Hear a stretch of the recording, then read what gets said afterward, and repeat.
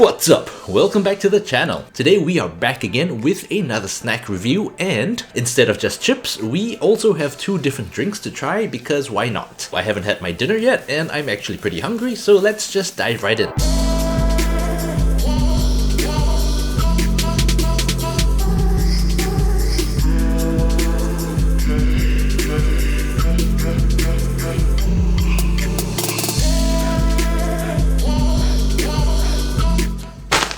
So first up, we have another bag from Kio, because the last time we tried the fried egg chips, that was actually quite surprising, and I thought why not give their other flavors a try. So that's why both bags we'll be trying today are both from Kio. The first flavor is Jamon Iberico or Spanish ham. According to the package, it's made from premium potato chips and has a Spanish ham flavor because no shit Sherlock. Doesn't seem like there's anything overly special about the bag.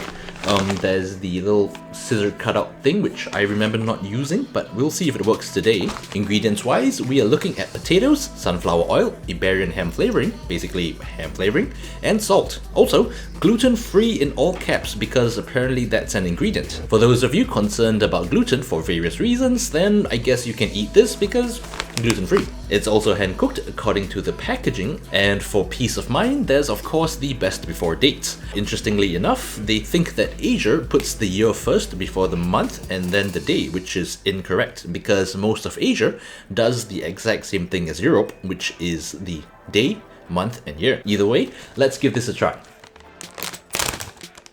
Nice.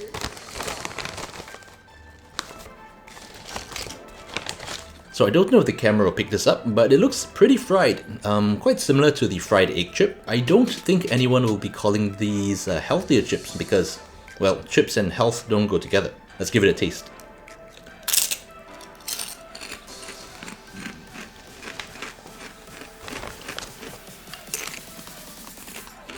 Then you have a swig of water to wash down everything.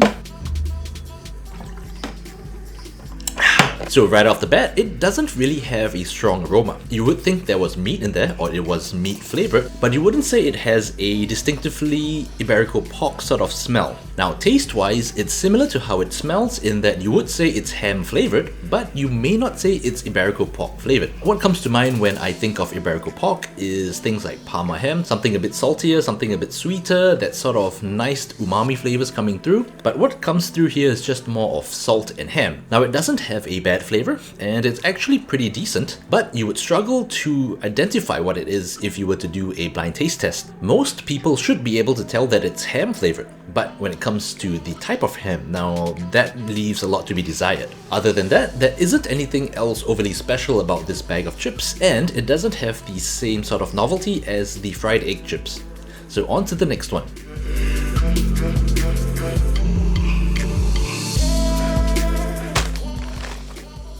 So next up, we have the white truffle flavored chips, and according to the packaging, it's made with premium potato with white truffle flavor, because once again, no shit Sherlock. So some of you may be wondering what's the difference between white truffle and black truffle. Other than the color, because black truffle is obviously black in the middle, the difference is more of the flavor, and it's quite hard to describe unless you try it. It's one of those things that I recommend going out there and trying it if it's in season or if you can get your hands on it. Let's give this a try.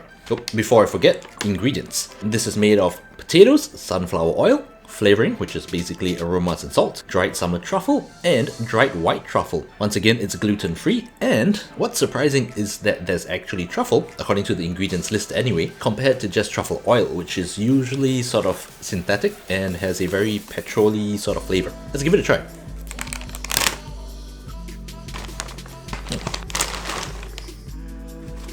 Now I actually expected a strong hit of truffle because that's how most truffle things smell, but I barely smell any truffle from this, which is quite interesting. The chips are pretty much the same as the previous bag as well as the fried eggs one, so I'm gonna assume this is their main style.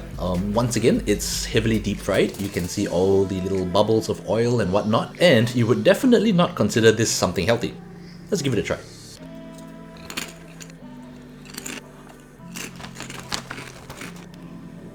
Now that was actually pretty decent. So the thing when it comes to truffle flavored anything is that for some reason, everyone puts a lot of truffle oil, a lot of truffle aroma onto things, thinking that's how it's supposed to taste. And with almost everything, too much truffle flavor makes anything taste of petroleum, which isn't a great thing. Now the chips had a mild truffle flavor, which definitely wasn't a bad thing, because for once it wasn't overpowering, and for me that's a very welcome surprise. They definitely weren't as salty as the ham chips, because when it comes to Iberico pork or Parma ham or pancetta or anything similar to that, you would sort of expect a hit of salt. Now the truffle chips have sort of the same level of saltiness as the fried egg one from the previous video, which is definitely a good thing. Many brands tend to go too heavy when it comes to salt, and that sort of leaves you very thirsty, very dehydrated, leaving your mouth very dry, which is something that can get quite annoying. Overall, I will say that the white truffle chips are pretty snackable, but they don't exactly have a strong novelty factor. Now we'll get to the pricing at the end of the video, but first let's get a drink to wash everything down.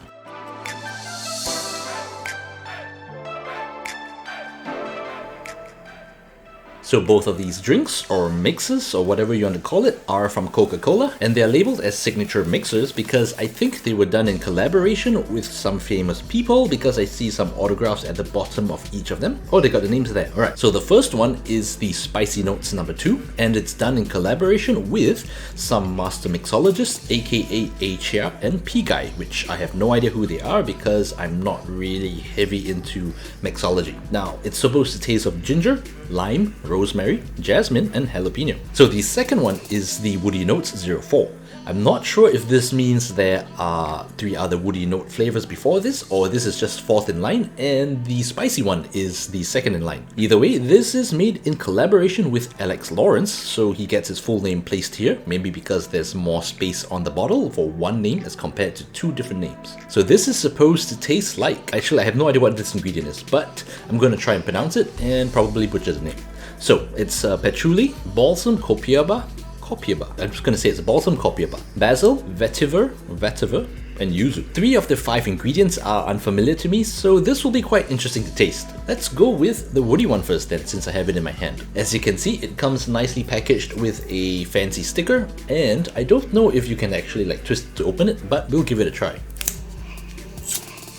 Okay.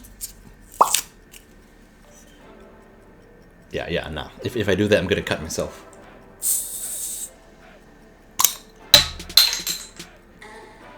Well, it smells of Coke, which isn't overly surprising given that it's by Coca-Cola.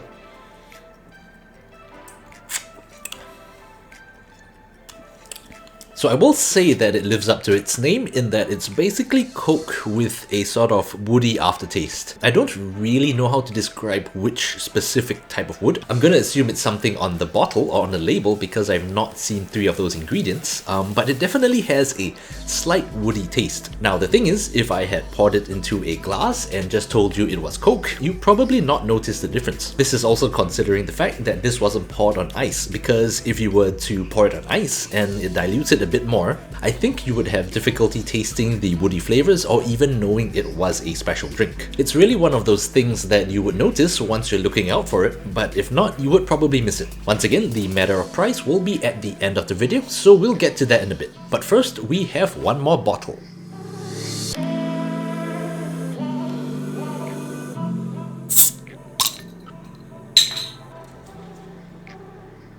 I will say that the first thing I smelt was definitely ginger. Not much else actually.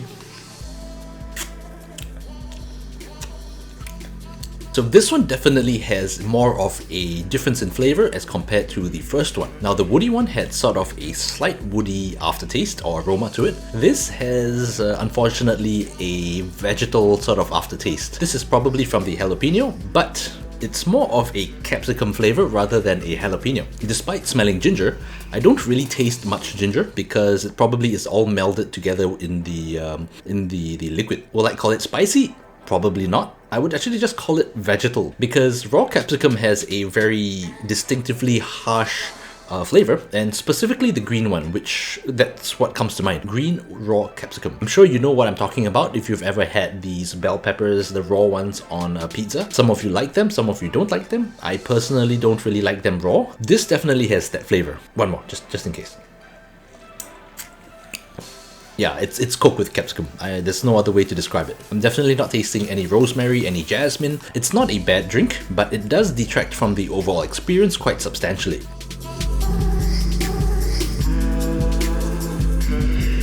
So let's start with the chips first. Overall, both were pretty decent chips, but between the two, I actually preferred the truffle ones because the flavor was a bit more distinct. Even though it wasn't overpowering, I would actually be able to say that it's truffle chips. The ham flavored chips sort of tasted like ham, I guess, but ham is quite a mellow flavor, and you might just think it's salty chips with a bit of flavor here and there if I had changed the packaging. The prices of the chips will be on screen somewhere, and as you can see, they are not the cheapest bag of chips. Now, among the flavors I've tried from this particular brand, I will say that the fried egg chips have the most novelty and still is the most worth trying. For those of you who like truffle but don't want a huge punch of flavor in the face, well, the white truffle one is not too shabby as well. As for the drinks, I will say that if you're fans of the mixologists, or you want to try some of their creations, or you want to try something different, then you can give it a try. But having tasted two of them, both were sort of misses for me, with the spicy one being a bit worse because of the vegetal flavor, which is a bit